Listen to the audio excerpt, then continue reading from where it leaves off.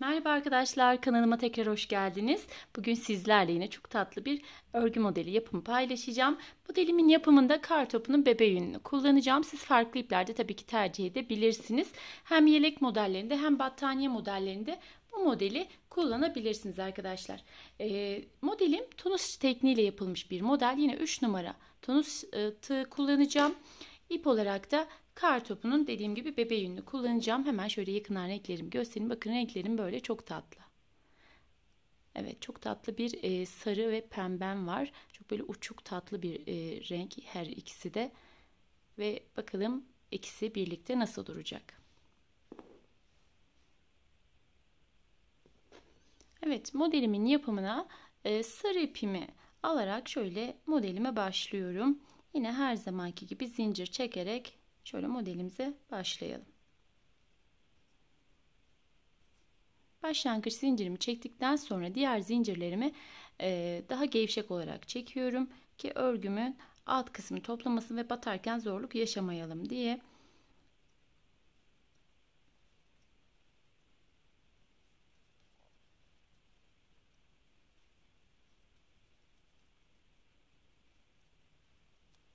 Evet.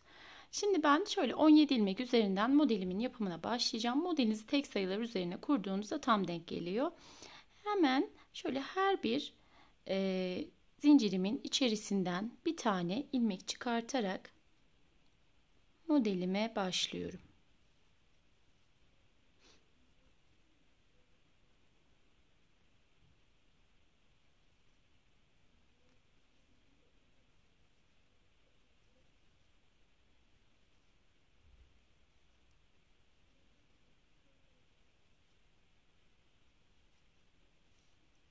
Evet, bakın bu şekilde. Şimdi sıramın sonuna geldim. İlk ilmeğimi tek olarak, diğer tüm ilmeklerimi ikişer ikişer çekerek bu şekilde ikişer ikişer çekerek sıramın başına kadar gidiyorum.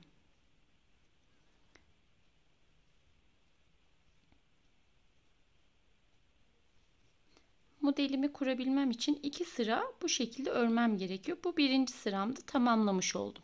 Şimdi yine bu şekilde her bir ilmekten yine böyle bir tane ilmek alarak sıramın sonuna kadar devam ediyorum.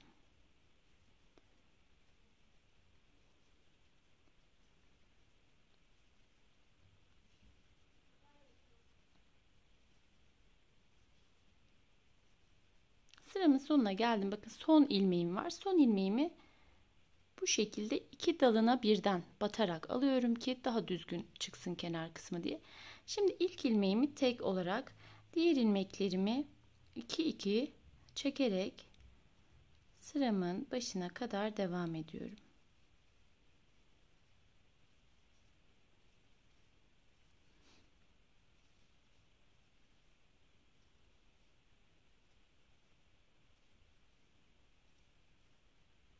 Şimdi burada 2 ilmeğim kala örmüyorum. Çünkü burada rengimi değiştireceğim.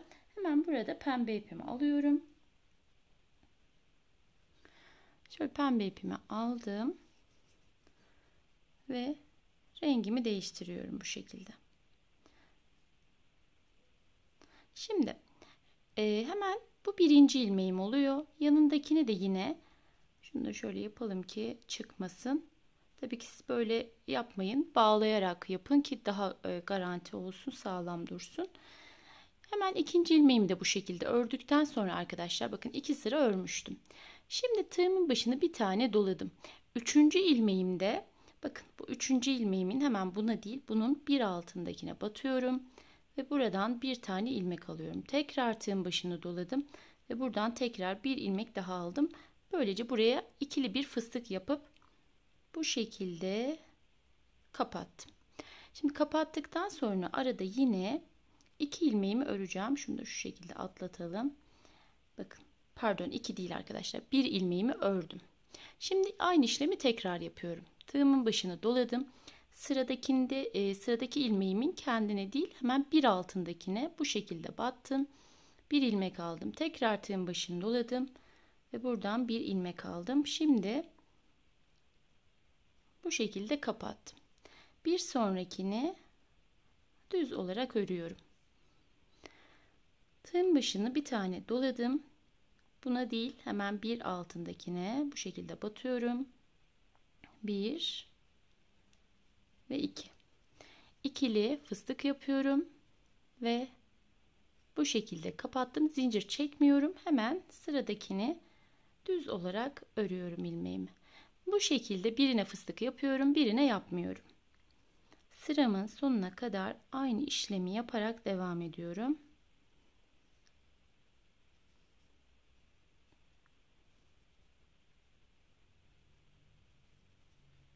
Dediğim gibi bu model battaniyelerde özellikle kullanabilirsiniz. Bebek hırkalarında, bebek yeleklerinde de kullanabilirsiniz. Çok tatlı bir model oldu. Hemen bir sonrakini düz olarak örüyorum. Bir sonrakini yine fıstık yapıyorum bu şekilde.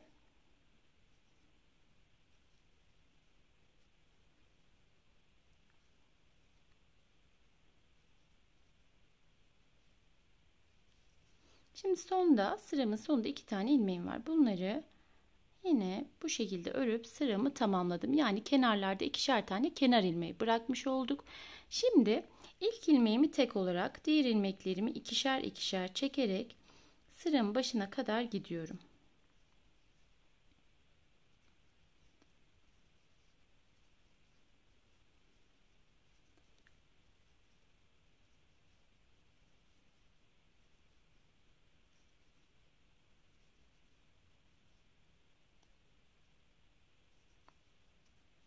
Evet, sıramı tamamladım. Bu sıramızda rengimizi değiştirmiyoruz. Yine pembe ipimle bir sıra düz olarak öreceğim. Bu şekilde.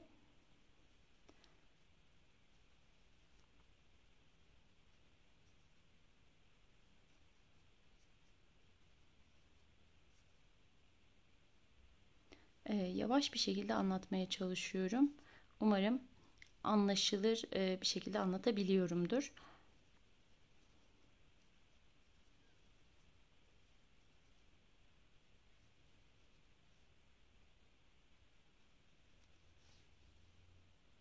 Evet, şimdi sıramın sonuna geldim yine. Yine bu sıramda da ilk ilmeğimi tek, daha sonraki tüm ilmeklerimi 2'şer 2'şer örerek başa kadar devam ediyorum.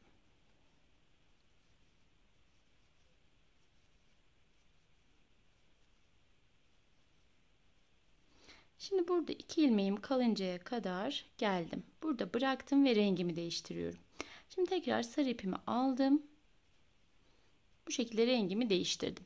Şimdi burada 2 ilmek örüp sonra modelimizi yapmıştık. Şimdi modelimiz aralara denk gelecek. Hemen burada bir ilmekten sonra modelimi kuruyorum. Tığın başını bir tane doladım. Hemen bunun bir altındaki ilmeğe, yani buna bu şekilde batıyorum. Bir, tekrar başımı doladım. Tekrar aldım. İkili bir fıstık yapıp bu şekilde kapattım. Şimdi aradaki ilmeğimi tek olarak ördüm. Yani bu fıstığın hizasındaki ilmeği düz olarak örüyoruz. Sonra tekrar tığın başını bir tane doladım. Bir sonraki ilmeği bundan değil, bir altındakinden bu şekilde alıp buraya ikili fıstık yapıyorum. Kapattım. Bunu tek olarak ördüm. Şimdi bu şekilde sıramın sonuna kadar devam ediyorum. Bakın burada tığın başını bir tane doladım.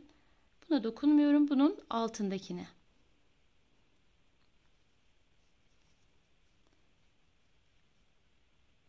Kapattım. Bir sonrakini tek olarak ördüm.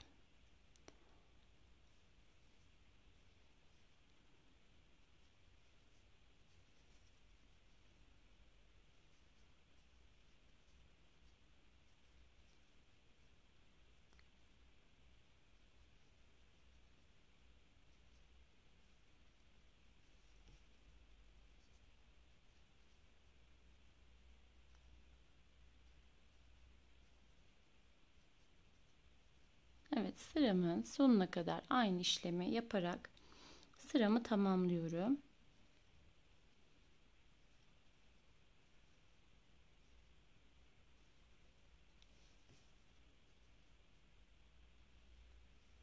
Yani model kısmı yine bir alttaki modelin üst kısmına denk gelmiyor bu sırada. Tam ara kısımlarına denk getiriyorum. Sondaki ilmeğimi de bu şekilde ördüm ve şimdi yine ilk ilmeğimi tek olarak diğer ilmeklerimi 2 çekerek sıramın başına kadar geliyorum. Modelim bu şekilde tekrarlayarak devam ediyor. Şimdi yine bir sıra başa geldikten sonra düz örmemiz gerekiyor. Daha sonrasında yine modelleri ara kısımlara, yani bir alt sıradaki modellerimizin ara kısımlarına denk getirerek yapacağız. Bu şekilde tekrarlayarak devam ediyor. Yani pembeler pembelerin hizasına, sarılar sarıların dengine. Siz 2 değil 3 renk 4 renkte yapabilirsiniz arkadaşlar bu modeli. Tek renk de yapabilirsiniz. Nasıl istiyorsanız. Evet, tamamen zevkinize kalmış. Modelimin yapımı bu şekilde. Şimdi ben hemen biraz daha öreyim. Büyük bir parçanın üzerinde size nasıl durduğunu göstereyim. Evet arkadaşlar, bakın modelim bu şekilde. Sarı ve pembe ile ben çok yakıştırdım. Böyle farklı, çok hoş durdu.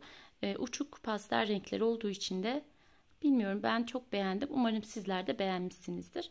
Evet, modelimin görünümü bu şekilde. Hemen arka yüzünü göstereyim. Bakın arka yüzünde hiç kötü bir görünümü yok. Eğer battaniye örmek isterseniz herhangi bir astar vesaire kullanmanıza da gerek yok. Evet, modelim böyle arkadaşlar, gördüğünüz gibi. Umarım beğenmişsinizdir. Yapacak olan arkadaşlarıma şimdiden kolay gelsin.